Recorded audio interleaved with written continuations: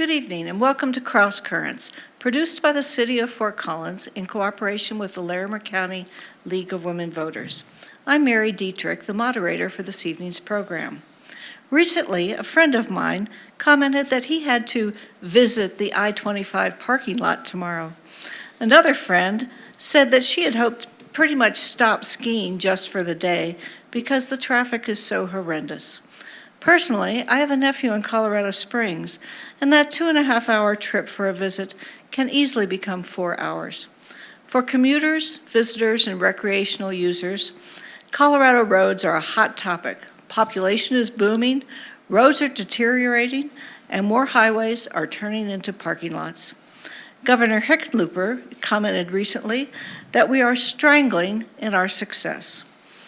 Although we hear lots of complaints about the conditions of roads and bridges and expansions of roads, the question remains, how extensive is this issue?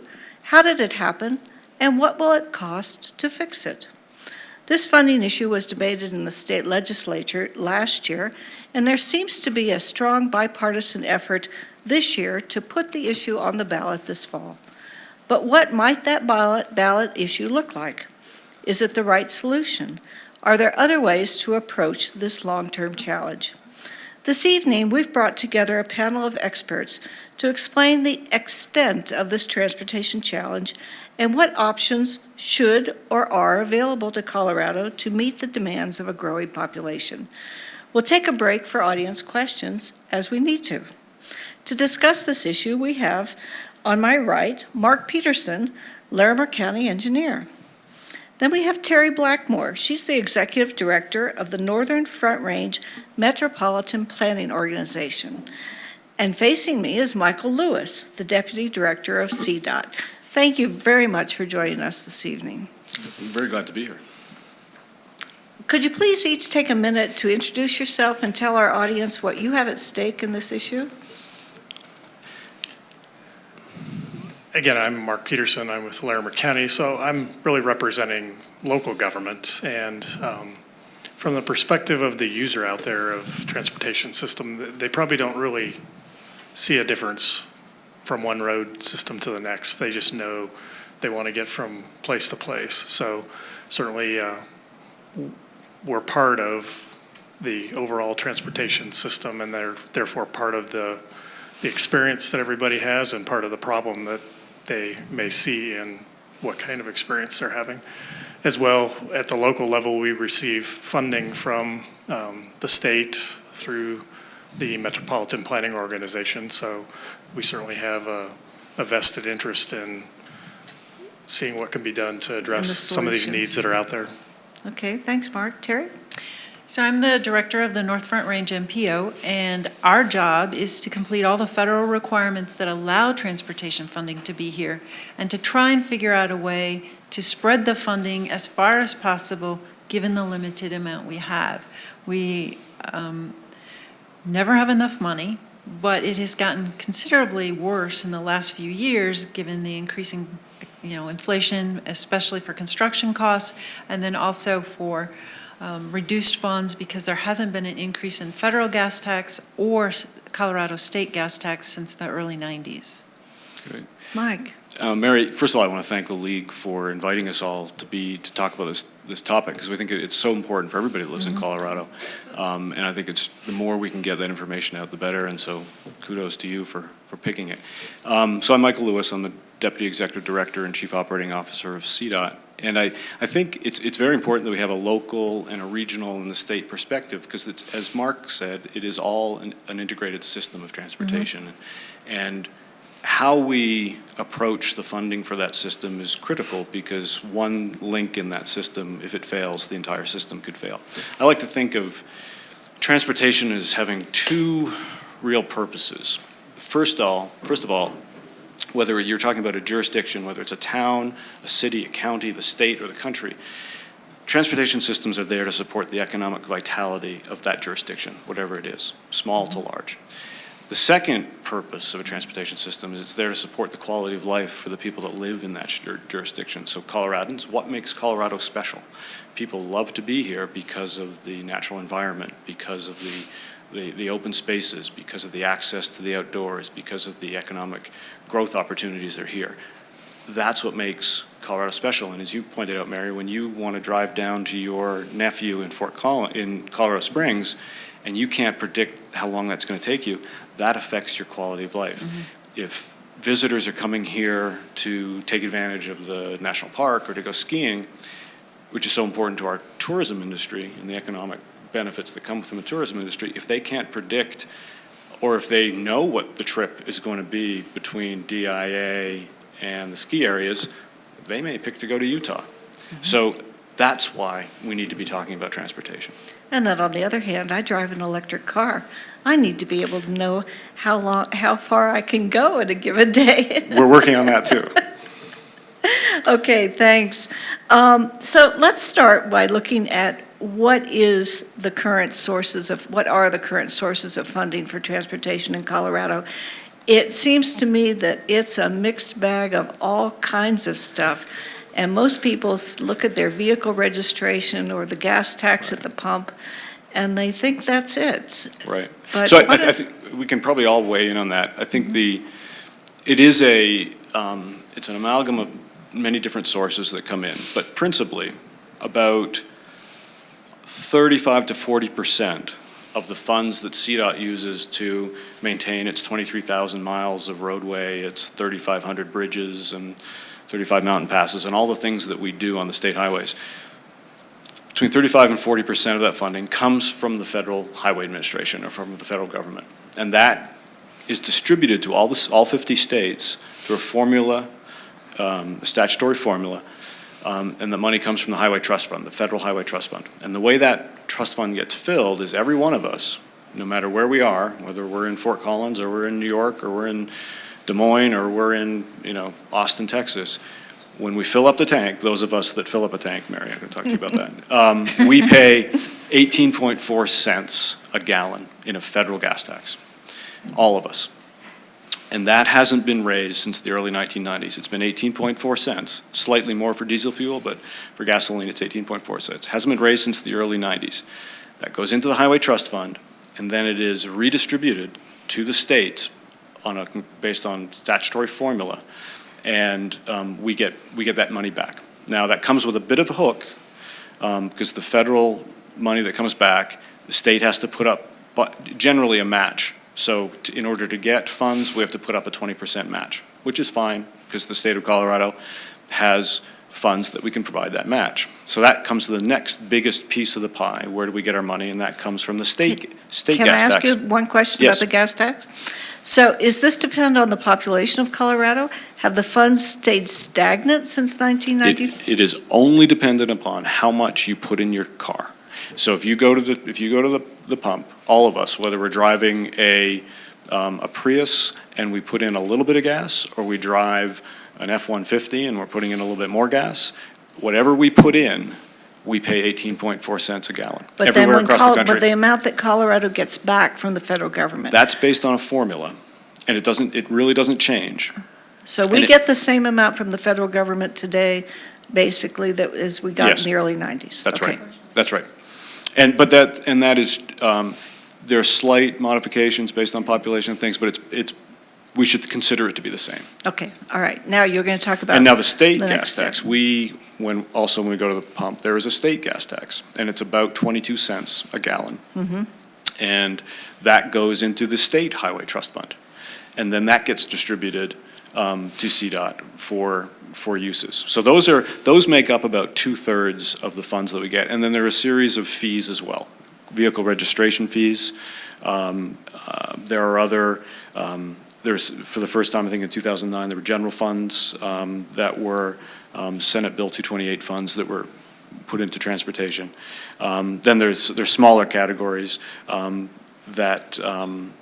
funding that comes in, but that makes up that full pie, all those slices. That's what we use for transportation. But the most important thing is that, again, the two principal sources of funds, the federal gas tax and the state gas tax, have not been increased since the early 1990s. Okay, so that starts to explain why we're in such a shortfall today. Is that right?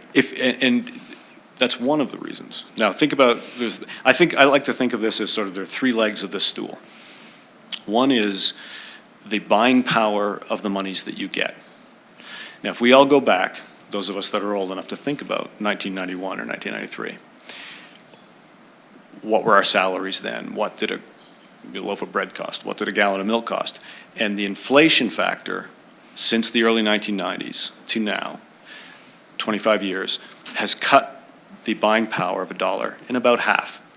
So for every dollar of gas tax that we took in 1991, we only have a buying power of about 50 cents now. So that's one leg of the stool. Our buying power is going down because of the cost of inflation. Now, there's another factor of that as well, and Terry might and Mark might jump on this. As our vehicle fleet that we're all driving, based on regulations and technology, the fuel economy of our vehicles is increasing. And so we're actually driving more. Because we're driving more, we're taking in less money because of the vehicle fleet is more fuel efficient, which is a good thing for the environment, not a good thing if your transportation revenue is based on strictly a tax, which is the fuel tax. So that's one leg of the stool, and that is our buying power is decreasing year on year. Another leg of the stool is all of our infrastructure, just like, well, I'll speak for myself, we're all aging. We all are beginning to wear out as we age, and that is true of our infrastructure. For every year that goes by, our bridges get older, our roadways get older, and they become more expensive to maintain because of natural deterioration. So there's an aging factor that we need to take into account. And then the third leg of the stool, which is really important to Colorado, is growth. And Colorado, which is a good thing for most Coloradans, is experiencing tremendous growth. In 1991, when, and I think we have a slide that shows this, slide number 2. In 1991, the population of Colorado was around 3.3 million, about 3.3 million people.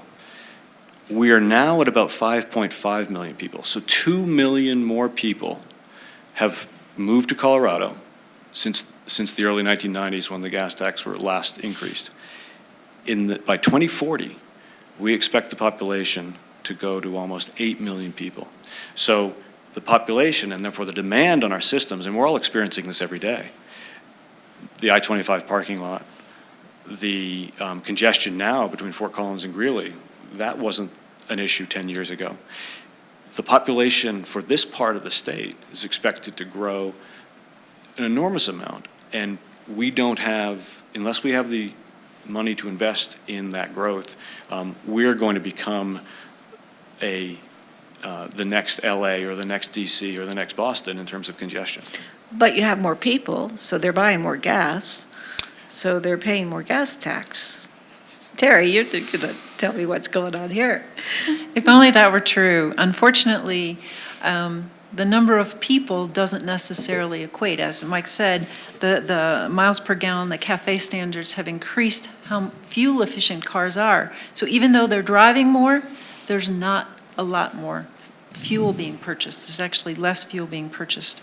In Larimer County, the population from 1990s to 2015 increased by 61%. And then from now until 2020 or 2040, we're going to double again. And that is a tremendous amount of people. We don't anticipate, though, that the gas tax will keep track. And I wanted to go back to the Highway Trust Fund at the federal level. That is in the same shape as Colorado. It has been running out of money for about 5 or 6 years. And the way that the national budget makes the Highway Trust Fund whole is they are transferring about $6 to $8 billion every time there's a new transportation legislation. And unfortunately, Colorado's not doing that. So they passed, the last gas taxes were done at about the same time, but for the last 6 to 8 years, the federal government has had to transfer funds from the general fund. The state legislature here does not transfer funds very often. And if I could just to jump on that too, I think with the very static nature of the Federal Highway Trust Fund, what is being forced as the whole country is growing, and we're forcing the state and local governments more and more to fill the void that has been left by a flat federal highway trust fund. And one of the things that creates is more of haves and have-nots, because there are some locations around the country that are more able to fill that void than other locations.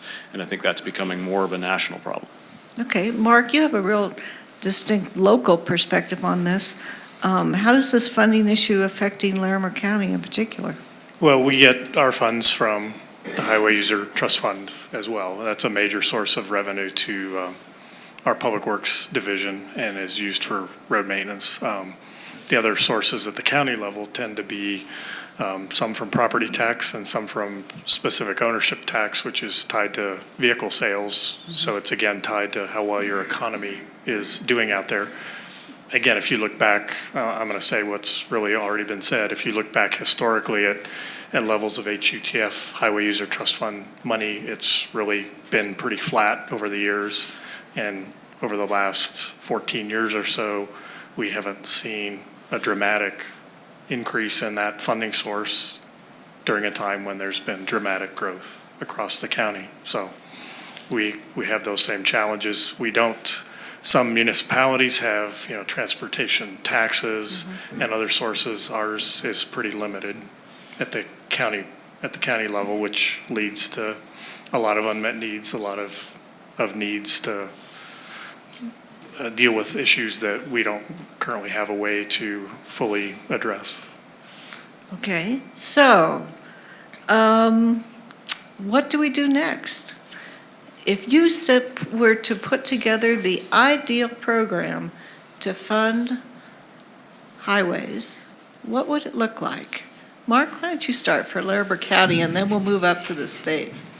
Well, I don't know that I've got an answer for that. We're in the process of updating our transportation master plan and looking ahead at what our needs are, not just today, but looking 20 years down the road.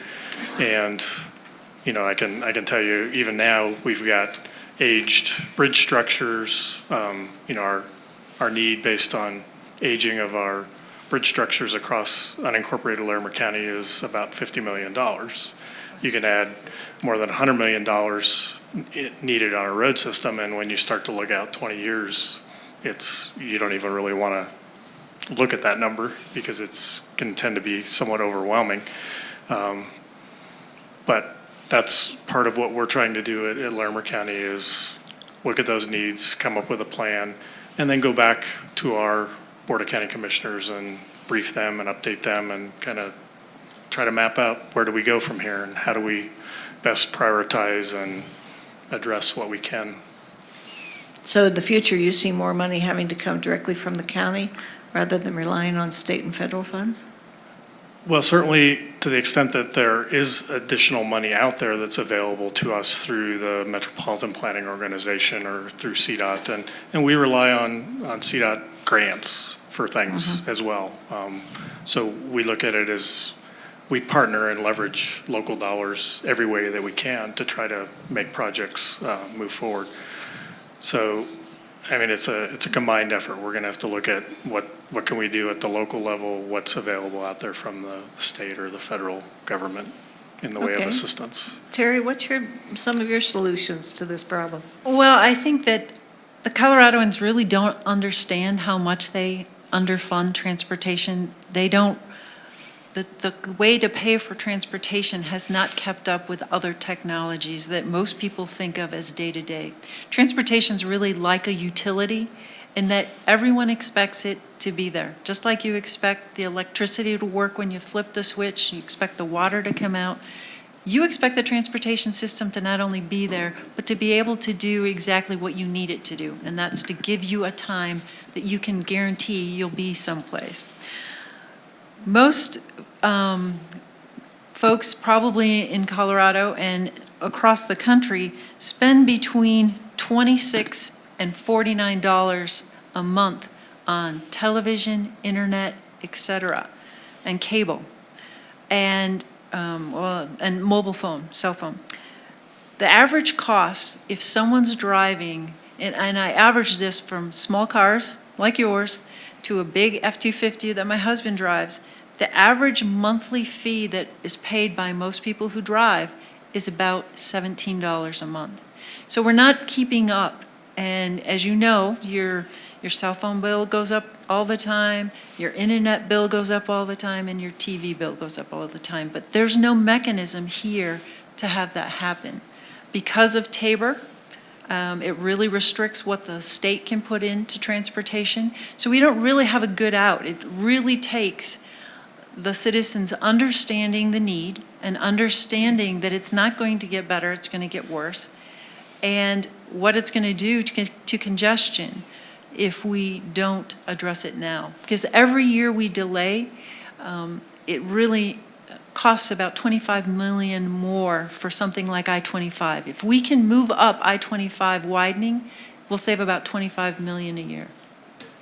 When you say move it up, moving up from where, when to when? Well, currently, the full build-out, that we have an environmental impact statement that was done about 12 years ago.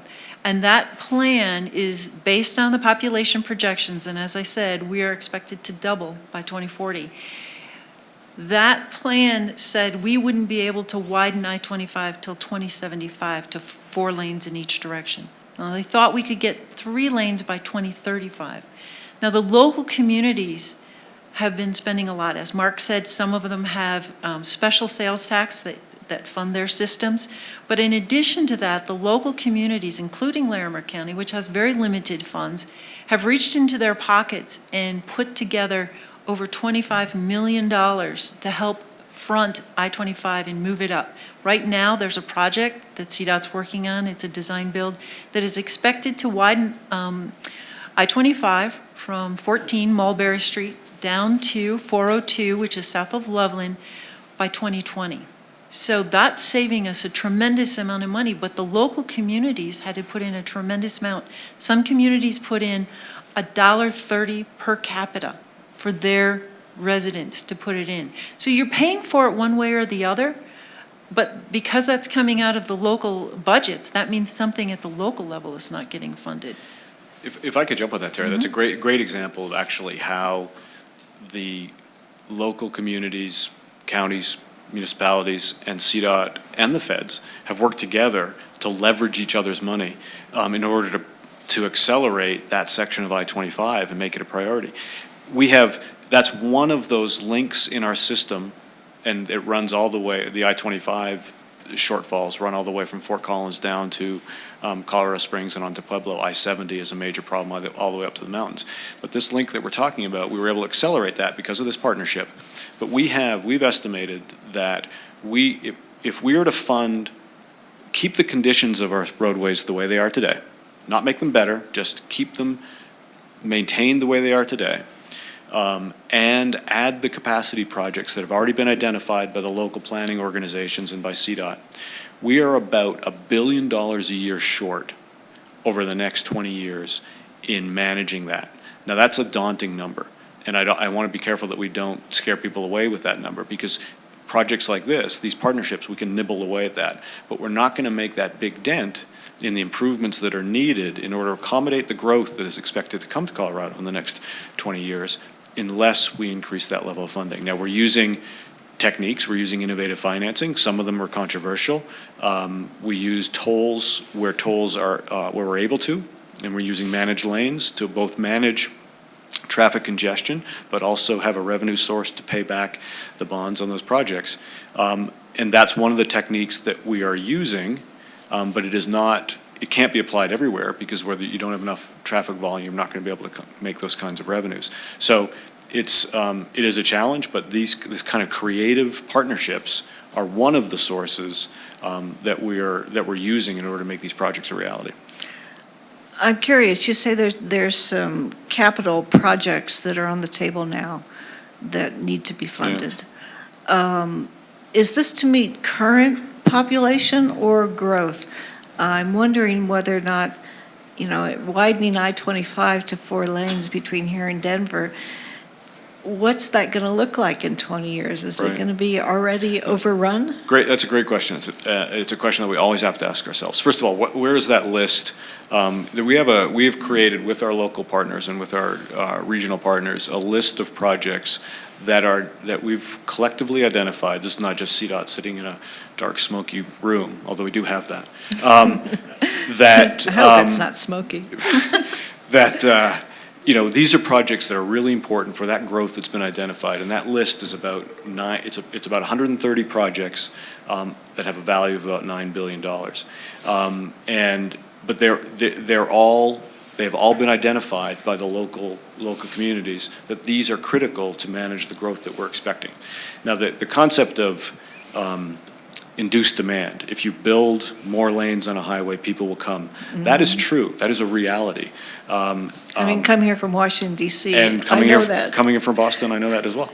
But think back, remember that chart where in 1991, where we had a population of 3.3 million, the investments that have been made over the last 20 years have enabled that 2 million population growth and all of the economic production that brings, that's enabled us to do that. So the growth that has occurred in that last 20 years, and people can argue whether growth is good or bad, but I would generally say if you don't move forward, you're moving backwards. That's enabled us to do that. So these investments that we have on the table, this is enabling us as a state to grow and accommodate that demand without negatively impacting the quality of life of Coloradans over the next 20 years. CDOT also has a policy that they won't put a new lane in unless it's managed, which means that it possibly will bring in some revenue, at least to maintain it, and it will also encourage people to not drive in a single occupant vehicle where one person's in a car. And our agency actually operates a van pool program where we get commuters to their job in a van to try and help reduce the amount of traffic. And that's critical as well because we're a non-attainment area for ozone. And if we don't manage that, our air's going to get worse. We don't want to go back to the days of the brown haze.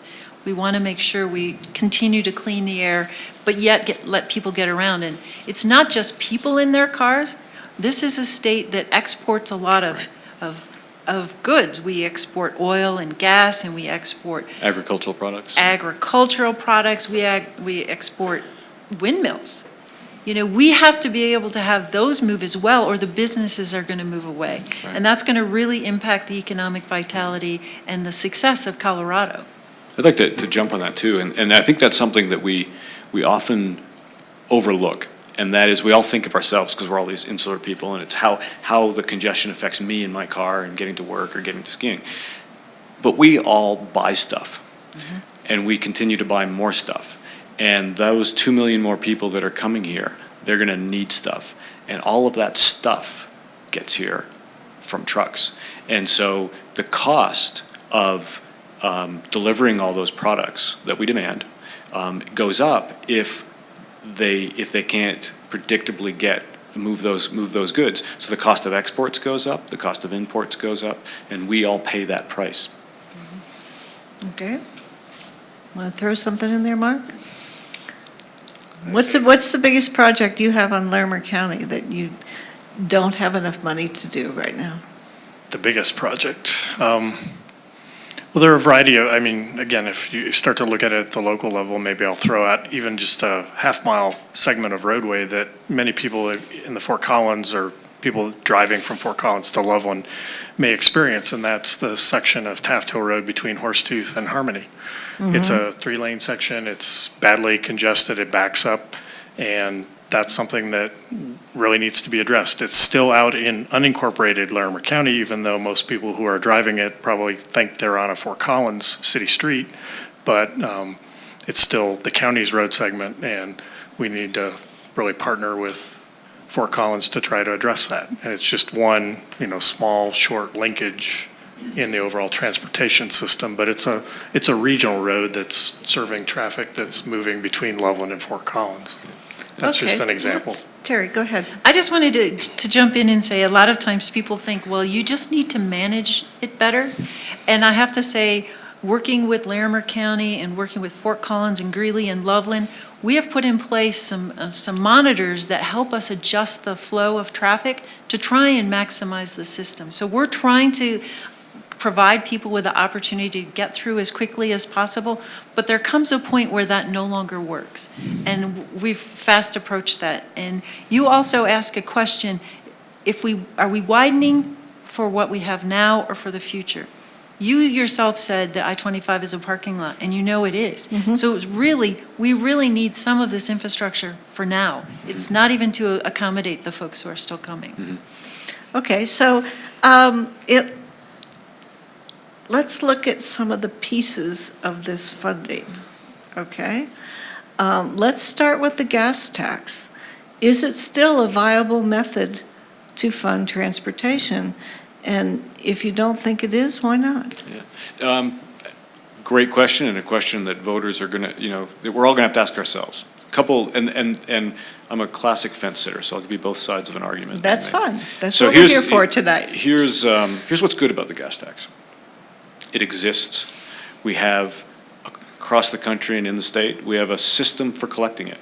So there's a bureaucracy in place and a method that has been tested for decades, and it works, right? So there is a administrative process to collect that tax. So from a technical perspective, it's a relatively easy thing to adjust. You just change some dials. It is not an easy thing socially, politically to address, and that's been proven time and time again. States around the country have addressed it. They've had, our neighbors to the north and to the west have both addressed an increase in their gas tax. But it was not easy, took many years to do, but that's the decision that they made from their states. On the downside of the gas tax is, we talked about this earlier, is that our fleet fuel economies are going up. You drive an electric vehicle, more and more vehicles are going to enter the fleet that are not spending anything on gas tax. And that's a good thing. It's a great technology, but it means that over time, the buying power of the fuel tax is going to continue to go down as our needs continue to go up. So long term, I think there's a general view across the country, state by state, local communities, that it is not a long-term viable solution. Well, I've also read that there is criticism that it's not a fair tax. It's not evenly distributed. Is there a fair tax? Oh, well, that's a good question. But, somebody can have a car that's basically the same weight, uses it the same amount on the roads, but if it gets 20 miles to the gallon or 40 miles to the gallon, they pay a distinctly different amount of tax to drive the same roads for the same amount of time. And of course, my electric vehicle is a perfect example of the extreme on that. I was very surprised that there wasn't some kind of a fee to give me permission to use these great roads in Larimer County. Some states have adopted a fee to begin to charge something for the use of the roadways for electric vehicles. I think Virginia's one. I think Colorado has a very tiny fee. Very tiny fee. There's a small part of the registration. Right. Okay. All right. There's a real tiny one, Well, but it doesn't even come close to covering the use. Right. What is the use cost for an average passenger vehicle? Wow, that's a great question. I don't have an answer for it. But we all of us that use the system, and I think we all use the system, whether we're driving a vehicle or we're buying goods, we use the system. And we can't say, boy, it would be easy if we could just eliminate commercial vehicles because we would have so much less wear and tear on our roads and bridges. But that doesn't work because then we just don't get our stuff. So it is, and it goes back to Terri's suggestion that if we begin to think of it more as a utility, what is the value we get for that utilization? That may be, an avenue to rethink how we fund transportation. Well, and that's on the other extreme too. There are people who simply don't own a car, who don't drive. But do they still benefit from a good transportation system? Absolutely. Yeah. And you know, there are people that don't have kids that still fund the school systems because it's important for the community to We have a hope healthy they do. school system. Yeah, and the transportation system really is more than just highways and roads. The bus system needs to be funded. The CDOT started about a year and a half ago, the Bustang system, which is really well utilized. It takes a lot of vehicles off the road. I think the west route is the most productive, but that's because they only have one route per day. But then the north one that comes from Sorry. Fort Collins down to Denver is the second most efficient. And Bustang, unlike most bus systems in the country, is capturing almost 50%, 40 to 50. About 40%. 40% in fares, in their funds. Nationally, including, if you take the national average, including New York and DC, where they have all this use, it's about 22% gets captured from the fare. And so busing is an amazing system, and then transport has a system that gets paid for.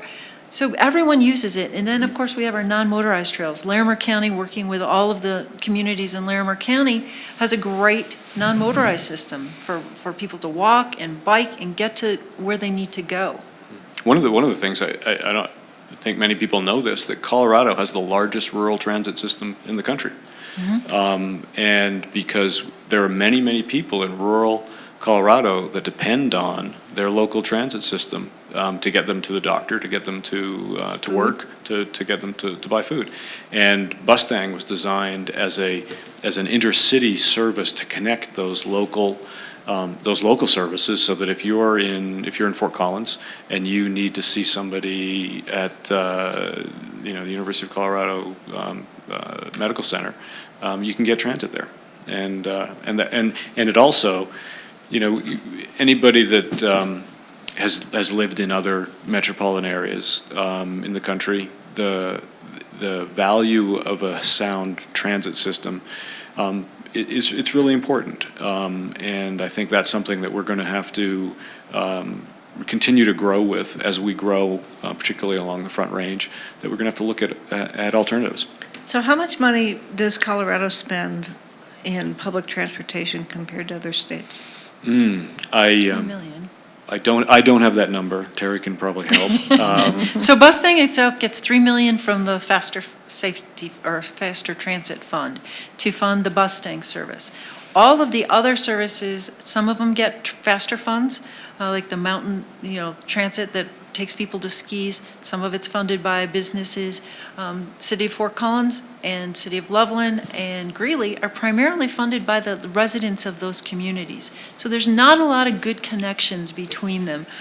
We have one intercity bus that goes from Fort Collins to Boulder, and that's called the Flex. We are currently exploring a bus between Greeley, Windsor, and Fort Collins because there's a lot of desire to make those movements. We also have two populations that are soon not wanting to really be able to drive or not able to drive. We've got an aging population. The percentage of folks over 65 or over 85 is going to go up by about 20%. And that's, eventually people really should stop driving. We're not there yet, any of us, of course. But the other population are the millennials who are coming in, and they have some very unique characteristics. And one of them is that most of them carry a tremendous amount of college debt. If they went to college, they come out with so much debt that they can't afford a house, and many of them can't afford a new car. So they would like options as well. That's why we have a lot of people who bike in that age group. We have a lot of people who like to use transit. So there are a lot of opportunities.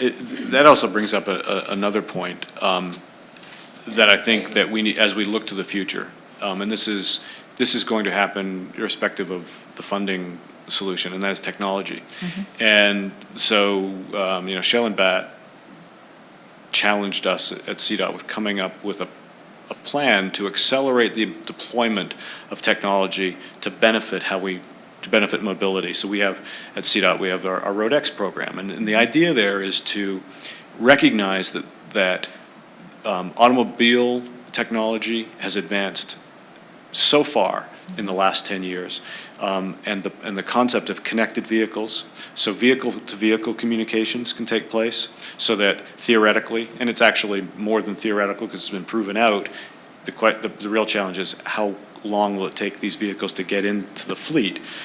But if vehicles are communicating with one another, the distances between vehicles can be reduced. You can get perhaps more capacity out of our highways. You jumped right into one of my questions. You can, and I didn't even see your question. And you can improve safety, which is one of the big, Right. critical issues. We lost over 600 people in Colorado on Colorado's roads last year. And for the last 2 years, it's been about a 10% increase year over year, and we're ahead of that even last year's rate. So safety is a huge component of what we need to address. But using technology has both some positive benefits and perhaps some challenges. Elderly,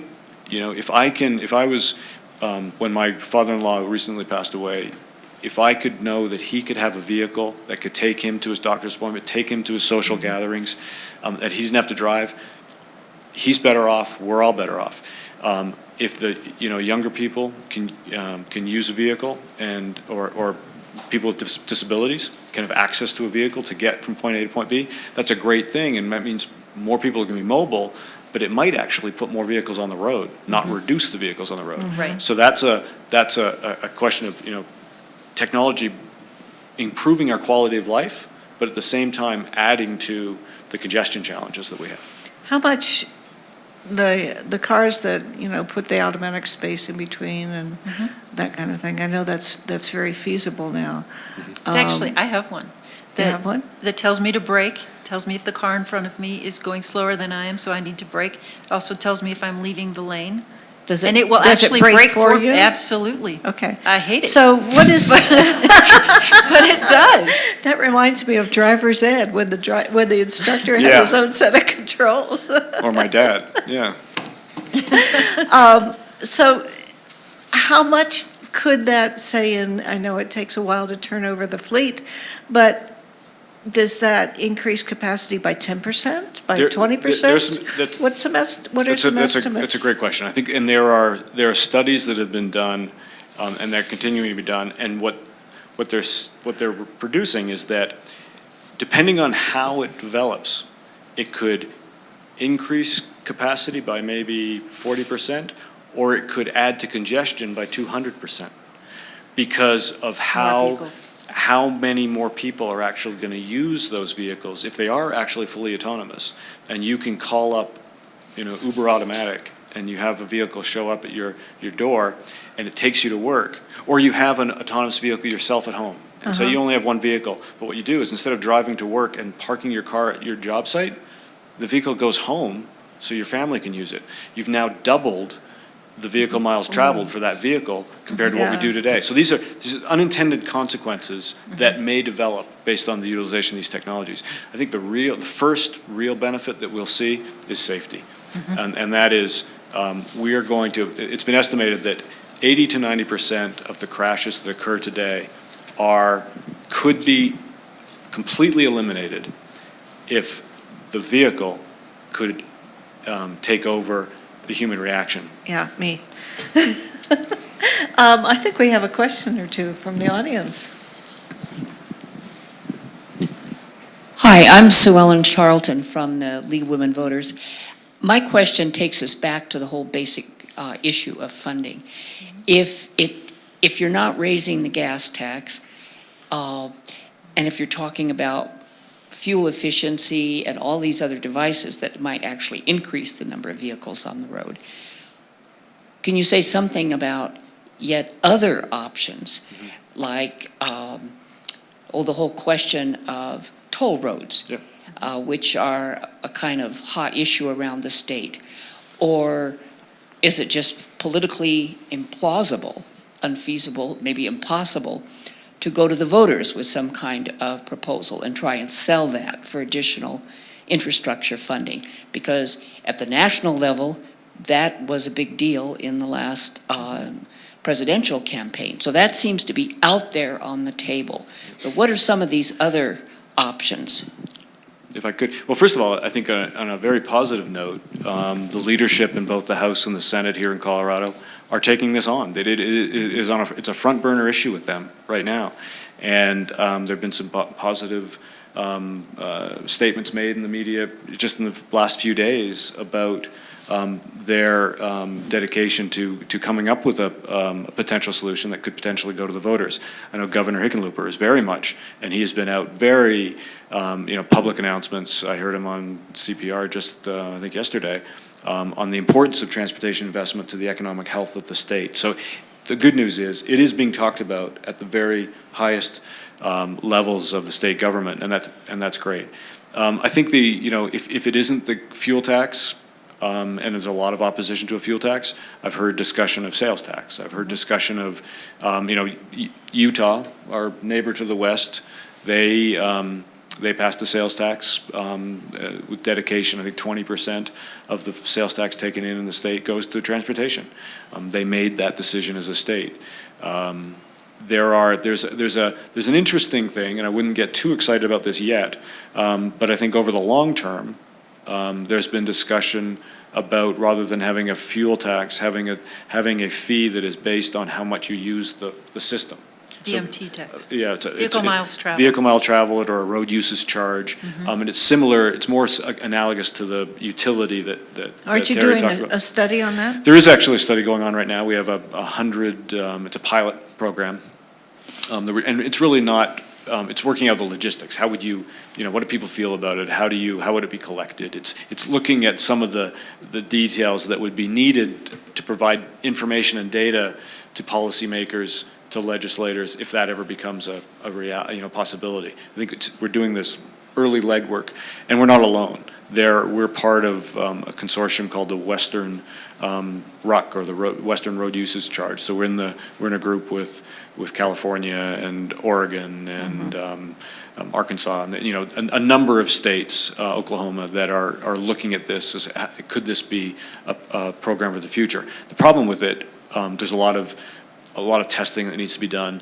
and the general view is that this is probably a decade away before it could be implemented. So it doesn't address the near term. It doesn't address that $9 billion shortfall that I identified. And I keep hearing from everybody here about how transportation affects everyone in the state, not just the people who put gas in their car or drive 1,000 miles a month to get somewhere. So is that one of the reasons why states are looking to things like sales tax to try to get across that impact?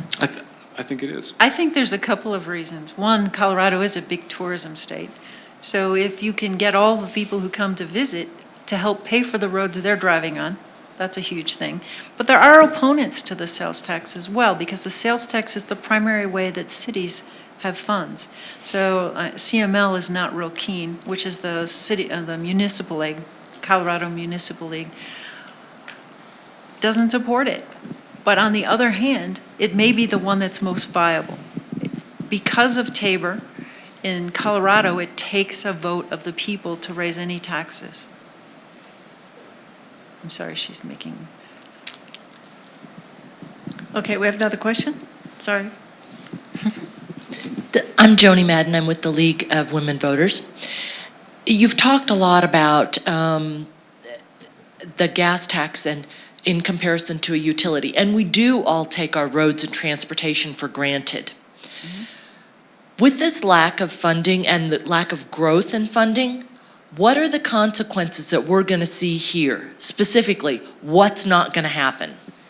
You won't be able to get anywhere with any certainty of how long it's going to take. Yeah, and that's the big issue, and that is congestion will increase. There's just no question about that. If you stopped anybody from coming into Colorado, I wouldn't suggest building a wall, but if you stopped anybody from coming into Colorado, we would have what we have today. So it's the congestion that we have today, and if you're going, if you're willing to live with that, that's a problem. Now, on top of that, it's all going to deteriorate. All of those, all that infrastructure is aging, and it still needs to be invested. So we aren't going to stop the growth in Colorado. We don't want to stop the growth in Colorado because that's going to move the economy forward. So it is only going to get worse. I spent much of my career in the Boston area, and it got to the point where the peak hour congestion, it used to be 3 hours in the morning and 3 hours in the evening in the early 80s. But the prediction was that if nothing was done in Boston, that peak hour congestion would extend for 16 hours a day. It would just be continuous. And that stifles any economic growth in that region. Now, a fairly difficult decision was made to address that, and it was addressed over a 20-year period, but that's what we're going to face. We're going to face increased length of travel time, and not just a little bit. This will be dramatic increases in travel time for Fort Collins to get to Denver or to Loveland. This will be dramatic. The other thing I think that's really important to remember is that if you build a new road, you have to maintain it. And so CDOT currently doesn't have enough money to maintain their roads. And as I said, the local communities have been passing sales tax to maintain their roads. So we really have to keep in mind that we're going to pay now or we're going to pay later. And if we pay later, it's going to cost a lot more. Remember I said, for every year we move up an improvement, we save, for an improvement like I-25, we save about $25 million. Think about adding that if we delay this out 10 years, how much more that's going to cost. Okay, let's move to, and my audience is taking up my questions, which is great. But as we move to the end of this, let's talk about what is the biggest obstacle in your mind to coming up with a solution to this funding issue. Mark?